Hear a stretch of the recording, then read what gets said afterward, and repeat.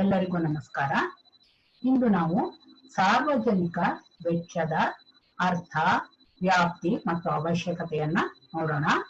ಇದು BA ಅರ್ಥಶಾಸ್ತ್ರ ವಿಷಯದ ಸಾರ್ವಜನಿಕ ಅರ್ಥಶಾಸ್ತ್ರ ಪತ್ರಿಕೆಯ ಒಂದು ಭಾಗವಾಗಿ ಇರುತ್ತೆ ಅಂತ ನಾವು ಹೇಳಬಹುದಾಗಿರುತ್ತೆ.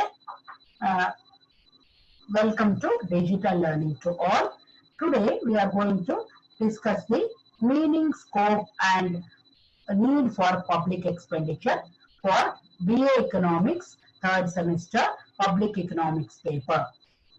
ಮೊದಲಿಗೆ ನಾವು ಸಾರ್ವಜನಿಕ ವೆಚ್ಚದ ಅರ್ಥವನ್ನ ನೋಡೋಣ.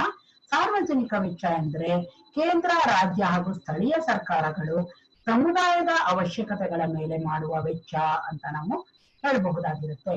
ಹಾಗಾದ್ರೆ ಈ ಸಮುದಾಯದ ಅವಶ್ಯಕತೆಗಳು ಏನು ಅಂತ ಕೇಳಿದಾಗ ಅದು ರಕ್ಷಣಾ ವೆಚ್ಚ ಆಗ್ಬೋದು, ಆಂತರಿಕ ಶಾಂತಿಯನ್ನ ಕಾಪಾಡುವುದಕ್ಕೆ ಮಾಡುವ ವೆಚ್ಚ ಆಗ್ಬೋದು, ಶಿಕ್ಷಣದ ವೆಚ್ಚ, ಆರೋಗ್ಯದ ಮೇಲಿನ ವೆಚ್ಚ, ವಸತಿಯ ಮೇಲಿನ ವೆಚ್ಚ, ಬಡ್ಡಿಯ ಪಾವತಿಯ ಮೇಲಿನ ವೆಚ್ಚ ಮತ್ತು ರಸ್ತೆ ಹಾಗೂ ಅಣೆಕಟ್ಟುಗಳ ನಿರ್ಮಾಣ ವೆಚ್ಚ, ಇವೆಲ್ಲವೂ ಕೂಡ ಸಮುದಾಯದ ಅವಶ್ಯಕತೆಗಳು ಅಂತ ಅನ್ನಿಸ್ಕೊಳ್ತವೆ. ಇವುಗಳ ಮೇಲೆ ಮಾಡುವ ವೆಚ್ಚವನ್ನೆಲ್ಲ ನಾವು ಸಾರ್ವಜನಿಕ ವೆಚ್ಚ ಅಂತ ಹೇಳಿ ಕರಿಬಹುದು. ಈ ವೆಚ್ಚವನ್ನ ಎಲ್ಲ ಹಂತದ ಸರ್ಕಾರಗಳು ಮಾಡುತ್ತವೆ, ಅಂದ್ರೆ ಕೇಂದ್ರ ಸರ್ಕಾರ, ರಾಜ್ಯ ಸರ್ಕಾರ ಹಾಗೂ ಸ್ಥಳೀಯ ಸರ್ಕಾರಗಳು ಅಂತ ನಾವು ಹೇಳಬಹುದಾಗಿರುತ್ತೆ. So first of all, let us understand the meaning of public expenditure.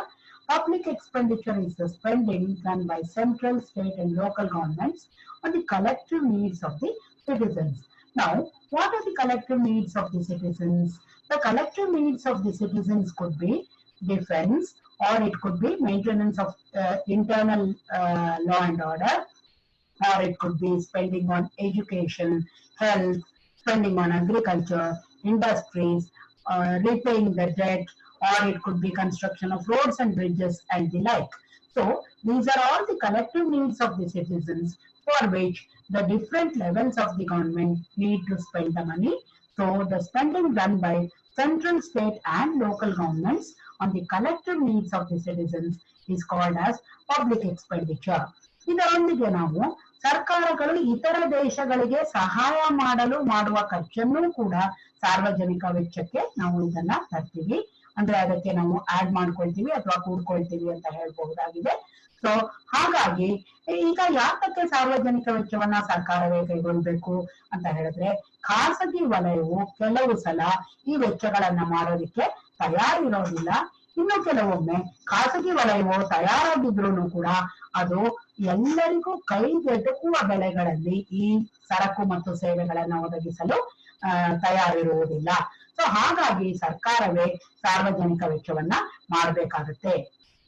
We also need to include the expenditure or the spending done by the government to help the other countries also. Now, why governments have to undertake the expenditure? This is because firstly, we can say that private sector may not be willing to incur this expenditure, and secondly, we need to understand that even if the private sector incurs this expenditure, it will not provide these goods and services to all the sections of the society at an affordable rate. So that is why, because of these two reasons, namely unwillingness on the part of the private sector, and secondly, because of the high prices which the private sector is going to charge for these services, governments only will have to incur this expenditure. So ಹೀಗಾಗಿ ಸಾರ್ವಜನಿಕ ವೆಚ್ಚವನ್ನ ಸರ್ಕಾರಗಳೇ ಕೈಗೊಳ್ಬೇಕಾಗುತ್ತೆ ಅಂತ ನಾವು ಹೇಳಬಹುದಾಗಿರುತ್ತೆ. So ಇದರೊಂದಿಗೆ ಸಾರ್ವಜನಿಕ ವೆಚ್ಚಕ್ಕೆ ಕೇವಲ ಆರ್ಥಿಕ ಉದ್ದೇಶಗಳು ಮಾತ್ರ ಇಲ್ಲದೆ ಕೆಲವು ಸಾಮಾಜಿಕ ಉದ್ದೇಶಗಳು ಇರ್ಬೋದು. ಅಂದ್ರೆ ಉದಾಹರಣೆಗೆ ಆದಾಯದ ಅಸಮಾನತೆಗಳನ್ನ ಕಡಿಮೆ ಮಾಡುವುದರ ಮುಖಾಂತರ ಹಾಗೂ ಎಲ್ಲ ವರ್ಗದ ಜನರಿಗೆ ಸರಕು ಸೇವೆಗಳನ್ನ ಒದಗಿಸುವಂತಹ ಒಂದು ಸಾಮಾಜಿಕ ಜವಾಬ್ದಾರಿನೂ ಕೂಡ ಸಾರ್ವಜನಿಕ ವೆಚ್ಚದಲ್ಲಿ ಇರುತ್ತೆ ಅಂತ ನಾವು ಹೇಳಬಹುದಾಗಿದೆ. So along with the economic objectives, public expenditure also has social objectives also to fulfill, and we can say that public expenditure affects the production, distribution and general level of economic activity of a society. So ಇನ್ನು ಮುಂದೆ ನಾವು ಇದರ ವ್ಯಾಪ್ತಿಯನ್ನ ನೋಡೋಣ. ಸಾರ್ವಜನಿಕ ವೆಚ್ಚದ ವ್ಯಾಪ್ತಿಯನ್ನ ನಾವು ನೋಡೋದಾದ್ರೆ, ಸಾರ್ವಜನಿಕ ವೆಚ್ಚವು ಆಲ್ಮೋಸ್ಟ್ ಒಂದು ಆರ್ಥಿಕತೆಗೆ ಎಲ್ಲ ವಲಯಗಳನ್ನು ಕೂಡ ಅದು ಮುಟ್ಟುತ್ತೆ ಅಂತ ನಾವು ಹೇಳ್ಬೋದು.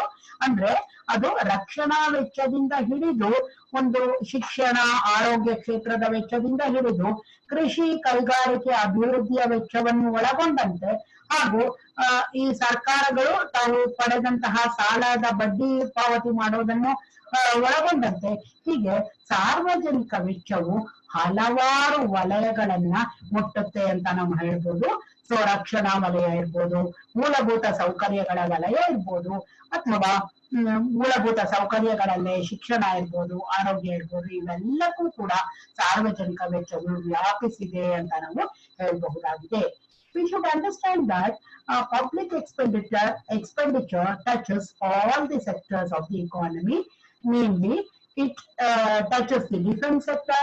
It includes the infrastructure sector, where both economic and social infrastructures are included. For example, it includes the improvement in agriculture, in industries. It also includes construction of roads and bridges. It includes expenditure on education, health, housing, research, development, and the like. So we can say that no sector is left untouched by public expenditure. So the scope of public expenditure is very wide.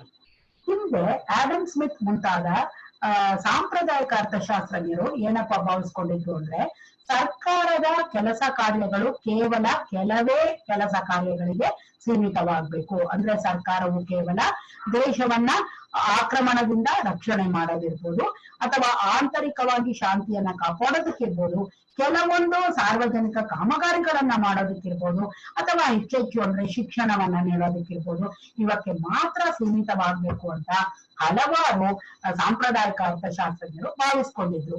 ಈ ನಿಟ್ಟಿನಲ್ಲಿ ಹೇಳೋದಾದ್ರೆ Powell ಅನ್ನುವಂತಹ ಅರ್ಥಶಾಸ್ತ್ರಜ್ಞರಂತೂ ಅನವಶ್ಯಕವಾದ ಅಥವಾ ಅವಶ್ಯಕತೆಗೆ ಮೀರಿದ ಎಲ್ಲ ವೆಚ್ಚವೂ ಕೂಡ ಅನ್ಯಾಯ ಮತ್ತು ವ್ಯರ್ಥ ವೆಚ್ಚ ಅಂತ ಅವರು ಕರೆದಿದ್ದಾರೆ.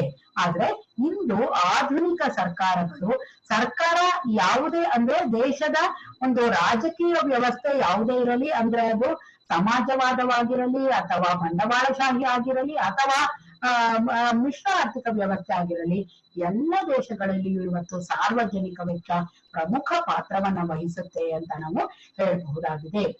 Classical economists like Adam Smith had thought that the functions of the state should be confined to defending the country against external aggression, maintenance of internal law and order, then undertaking some public works, and if at all the government has to fund the education sector. Sir Henry Powell went to the extent of telling that all the expenditure beyond necessity is wasteful and unjust. So Powell calls all expenditure beyond necessity as wasteful and unjust. But in the modern days, the view has changed entirely, because today people feel that government has to touch upon all the sectors in the economy. And today, be it a capitalist country or a socialist country or a mixed economy like ours, public expenditure plays a major role and touches all the sectors of the economy. Because public expenditure, it promotes trade and commerce, it tries to achieve rural development, it has to promote the regional growth, it has to contribute to development of infrastructure, it has to promote full employment and price stability, and it has to provide for the collective wants and maximum social welfare of the citizens, and it has to ensure equitable distribution of income also. ಈಗ ಅವಶ್ಯಕತೆ ಏನು, ಯಾಕಪ್ಪ ಬೇಕು ಸಾರ್ವಜನಿಕ ವೆಚ್ಚ ಅಂತ ಕೇಳಿದ್ರೆ, ಹಲವಾರು ಬಾರಿ ನಾವು ಕೆಲವು ಏಕಸ್ವಾಮ್ಯಗಳನ್ನ ಸರ್ಕಾರವು ತಡಿಬೇಕಾಗುತ್ತೆ. ಅಂತಹ ವಲಯಗಳಲ್ಲಿ ಸರ್ಕಾರವು ತಾನು ಹೂಡಿಕೆಯನ್ನ ಮಾಡಿ ಆ ಏಕಸ್ವಾಮ್ಯವನ್ನ ಅಬಾಲಿಷ್ ಮಾಡೋದಿಕ್ಕೆ ಅಥವಾ ಏಕಸ್ವಾಮ್ಯವು ಇಲ್ಲದಂತೆ ಮಾಡುವುದಕ್ಕೆ ಸರ್ಕಾರವು ವೆಚ್ಚವನ್ನ ಮಾಡಬೇಕಾಗುತ್ತೆ. ಹಾಗೂ ಕೆಲವೊಮ್ಮೆ ಸರ್ಕಾರಗಳು ಕೃಷಿ ಅಭಿವೃದ್ಧಿ, ಕೈಗಾರಿಕಾ ಅಭಿವೃದ್ಧಿಯಲ್ಲಿ ಮತ್ತು ಈ ಒಂದು ಪ್ರಾದೇಶಿಕ ಅಸಮತೋಲನ ನಿವಾರಣೆಗಾಗಿ ಸಾರ್ವಜನಿಕ ವೆಚ್ಚವನ್ನ ಕೈಗೊಳ್ಬೇಕಾಗುತ್ತೆ. ವ್ಯಾಪಾರ ಮತ್ತು ವಾಣಿಜ್ಯದ ಅಭಿವೃದ್ಧಿಗಾಗಿ ಸರ್ಕಾರವು ವೆಚ್ಚವನ್ನು ಮಾಡಬೇಕಾಗುತ್ತೆ. ಮತ್ತು ಪೂರ್ಣ ಉದ್ಯೋಗದತ್ತ ಒಂದು ದೇಶವನ್ನ ಕೊಂಡೊಯ್ಯೋದಿಕ್ಕೆ ಹಾಗೂ ಬೆಲೆಗಳ ಸ್ಥಿರತೆಯನ್ನ ದೇಶದಲ್ಲಿ ಕಾಪಾಡುವುದಕ್ಕಾಗಿ ಸಾರ್ವಜನಿಕ ವೆಚ್ಚವನ್ನ ಸರ್ಕಾರಗಳು ಕೈಗೊಳ್ಳಬೇಕಾದ ಅನಿವಾರ್ಯತೆ ಇರುತ್ತೆ. ಹಾಗೂ ಬಹಳ ಪ್ರಮುಖವಾಗಿ ಈ ಒಂದು ಆದಾಯದ ಅಸಮಾನತೆಗಳನ್ನ ನಿವಾರಣೆ ಮಾಡೋದಕ್ಕಾಗಿ ಸಾರ್ವಜನಿಕ ವೆಚ್ಚವನ್ನ ಸರ್ಕಾರಗಳು ಕೈಗೊಳ್ಳಬೇಕಾಗುತ್ತೆ. ಹೀಗೆ ಸಾರ್ವಜನಿಕ ವೆಚ್ಚದ ಅವಶ್ಯಕತೆಯು ಇಂದಿನ ಕಾಲದಲ್ಲಿ ಬಹಳಷ್ಟು ಪ್ರಮುಖವಾಗಿದೆ ಅನ್ನೋದನ್ನ ನಾವು ಅರ್ಥ ಮಾಡ್ಕೊಳ್ಬೇಕಾಗುತ್ತೆ. ಸೊ ಇದು ಸಾರ್ವಜನಿಕ ವೆಚ್ಚದ ಅವಶ್ಯಕತೆಯ ಪ್ರಾಮುಖ್ಯತೆ ಅಂತ ನಾವು ಅರ್ಥ ಮಾಡ್ಕೊಳ್ಬಹುದಾಗಿದೆ. So this is how we know that public expenditure is very essential to promote the all-round development of any economy. So with this, we finish the meaning, scope, and necessity of public expenditure.